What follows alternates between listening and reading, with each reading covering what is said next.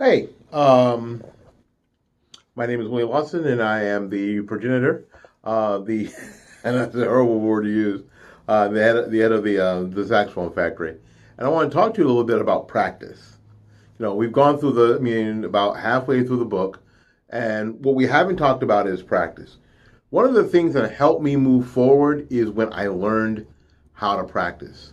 One Friday afternoon at Florida State, my teacher was Pat Meighan, and Pat asked me, "How do you practice?" I'd never been asked that question before in life, and he wanted to know specifics. He wanted to know my methodology by which I practiced, and frankly, I didn't have one. It was random and crazy, and if I got something done, it was a miracle. It was by pure happenstance. So he came up with something that I have used to this day, and I use with my students. It's a way to organize your practice time, get a lot in a concentrated period of time, and I think it's genius. He probably thought of it off the top of his head. But I use this. So if you're struggling with practice, if you feel like you've been practicing 8 hours a day and you don't seem to be getting anywhere, it's because maybe your practice time isn't as organized as it might be. So behind me is my let's see if I can get this, is what I use with my students. If we're going to practice for 30 minutes, then we break that 30 minutes down into the four separate things. That way it doesn't get boring, and that way you cover the stuff that you probably need to cover.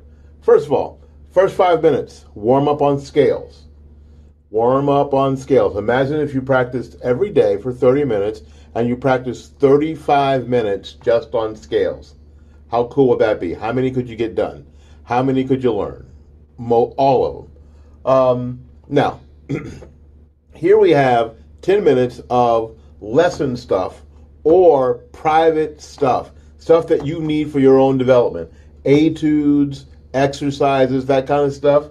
And then here 10 minutes of ensemble stuff. So if you're in band, or if you're in an ensemble, or a quartet or whatever, there you go, there's 10 minutes of time on that. That's 70 minutes a week on just practicing your band music, or just practicing your solo and ensemble, or your solo and your solo music, or whatever, or whatever ensemble you're in. And then end the session with 5 minutes of long tones and vibrato exercises, etc.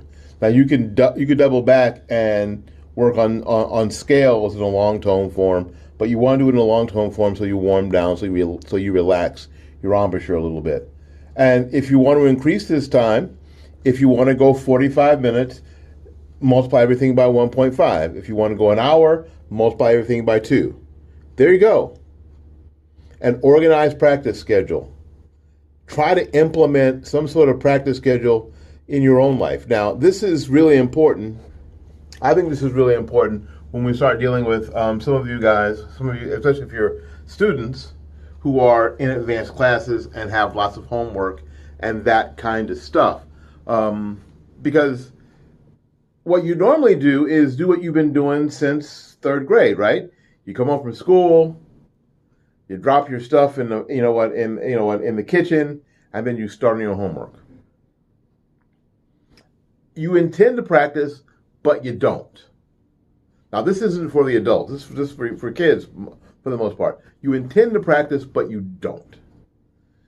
This is because you do homework first, and then you do homework, and then you do dinner, and then you take a shower, and then it's time to go to bed. And you've intended to practice, but you haven't practiced. Let's try something different. Practice first. And the reason is that you can control your practice time. You can do 30 minutes and then stop. Where homework, you got to finish it.